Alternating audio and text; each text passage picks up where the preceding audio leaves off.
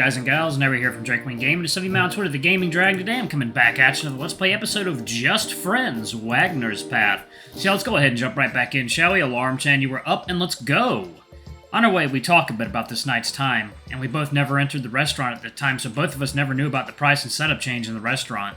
He even mentions that the restaurant must be an hour and a half to change the entire setup to make the place fancier for the nighttime. It makes sense. I agree with him because I have noticed the restaurant is closed between 18 to 20, so they must be cleaning and changing the layout of the place. We enter the restaurant. The staff there just smile at us, and just like us, there are some more people with less than usual clothing, so we relax. Since I have my regular clothing with me, I quickly put my shirt on just because I don't like to eat without many clothes. The staff doesn't seem to mind. This time is a chill time for everyone here, it seems.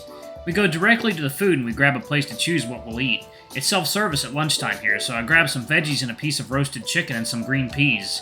I also grab some slices of pineapple. The dog, however, goes to grab 3 types of meats and a lot of white rice and some beans, and I don't know where he found it.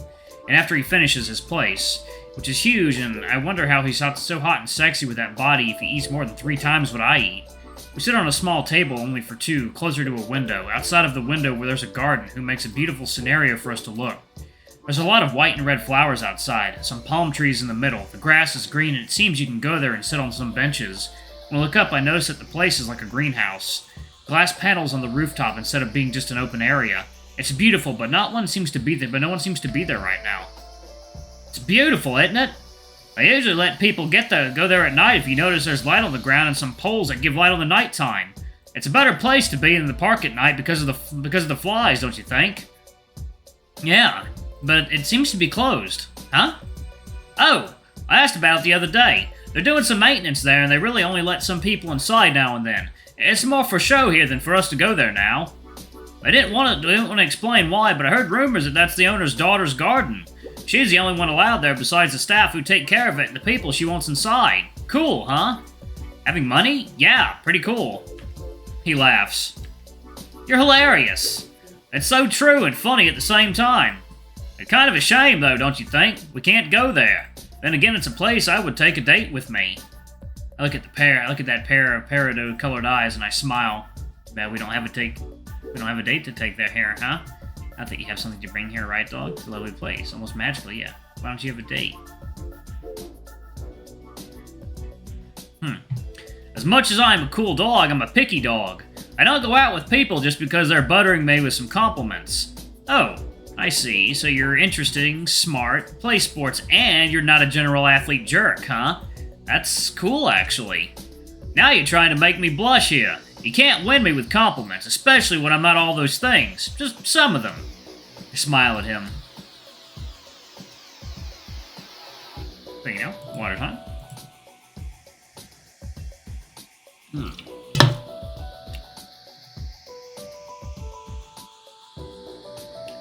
Well, as far as I can tell, that's the first impression I have from you. You swim like a professional, have a nice build, and I'm pretty sure you like to play catch. Well, I'm not the type of dog who runs for balls. I don't mind if other people do it for me, though. He winks and I laugh.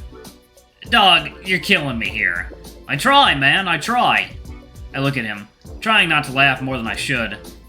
But I can picture people running all over the place to get your attention, yeah. He just grins when I say that, and I give him a grin back. And then I try to focus on the food. We go back into our food for a while. It's good, actually. The veggies, green peas, and chicken simply melt in my mouth. I try to eat slowly to accompany him, since he has a lot more food than myself. I look at him eating, and he's doing it graciously, without letting a single piece of food falling from his big mouth. Chewing with mouth closed, he's so polite and elegant, even when he's only wearing swimming trunks.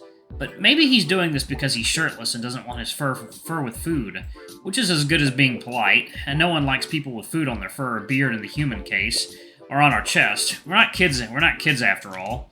After a while, looking into the garden and to him, that sometimes are looking at me too, analyzing me, we try to focus only on eating. From time to time we talk, but we both want to finish our meal.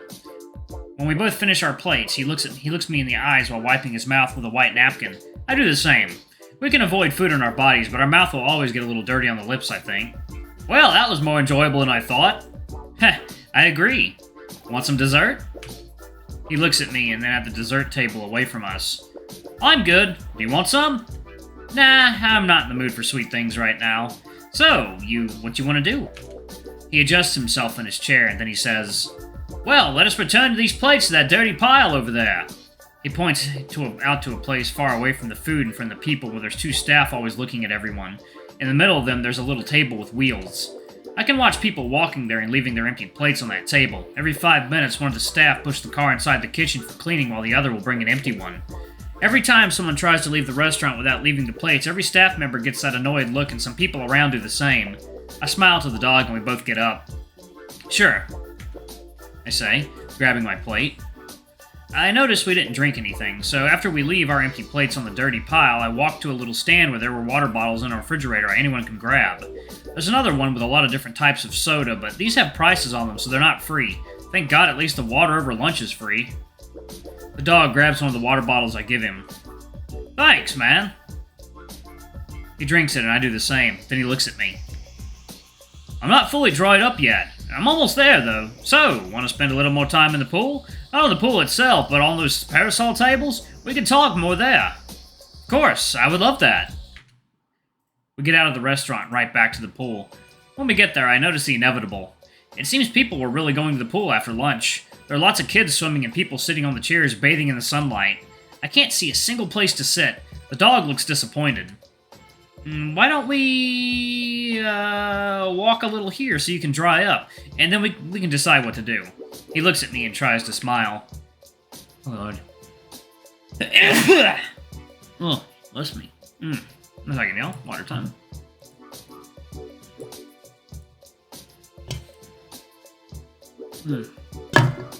Oh, so good.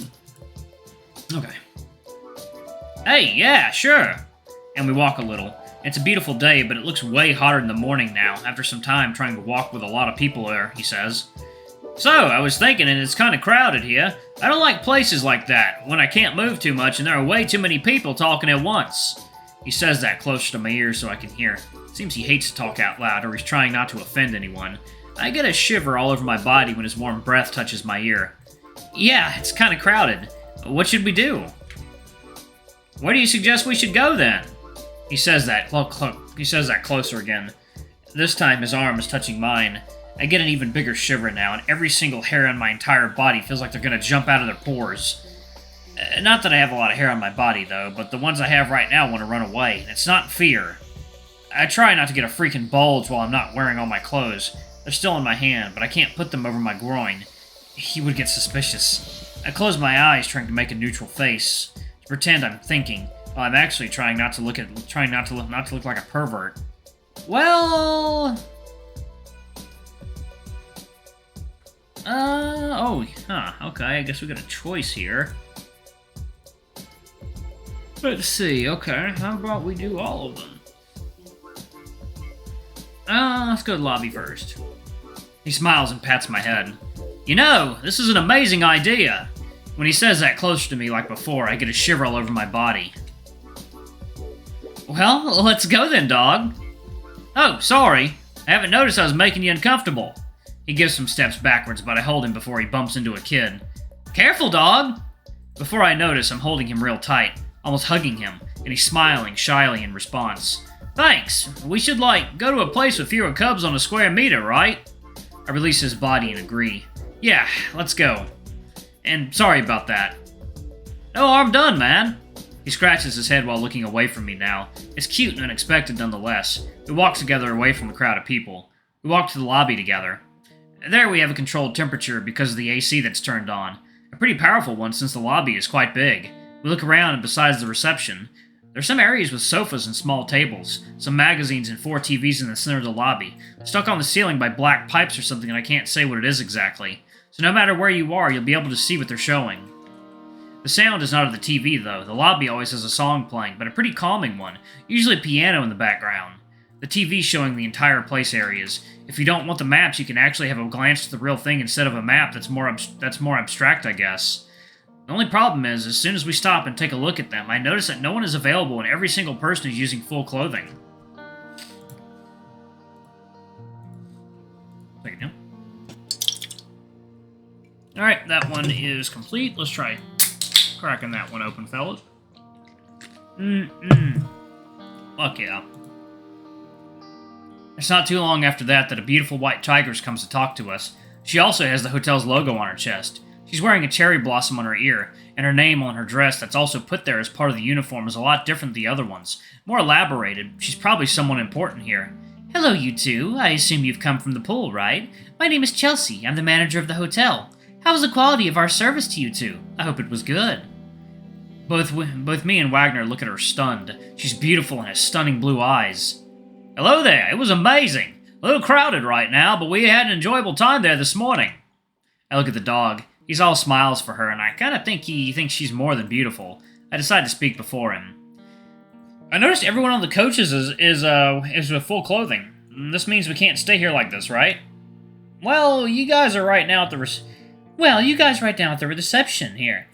You can stay like that since you need to pass through here to go get to the elevators. But down there is the resting area of the lobby. Usually people waiting for their room to be ready or people who just want to have meetings about work stay there. So, yeah, if you go there, you'll need to be wearing full clothing. She's right, though. The lobby is divided into two areas. When you enter the hotel, you need to walk through the resting area until you get to the reception. There's a glass wall that separates the reception from the resting area, and the door automatically opens and closes. We are right now in the middle of these doors, between areas. I can see how silent that area is even when crowded. People are talking out, but not loud. They're talking on tones only those closer to them can hear, and those some foxes because they can hear everything. Oh, sorry, I don't think I need some water. Okay. Well, that's a shame. Okay then, Chelsea, we'll turn back over there. He points to the elevators. And we'll decide what to do. Sorry for the inconvenience. She smiles and says, Don't worry about it, sweetheart. I hope you two have a great time today. And we walk away. She goes back to talk with reception guys, and we walk closer to the elevators.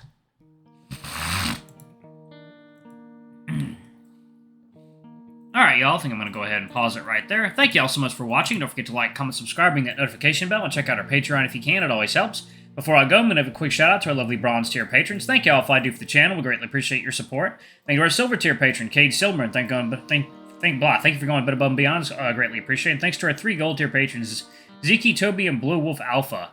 Y'all are awesome. We love you. Thank you for subbing to Ultimate Tier. Anyway, if y'all want to get your names as the credits, get access to all of our Not Safe for Work contents as little as $5 already. I love you all, and I'll see you all in the next video. Bye-bye!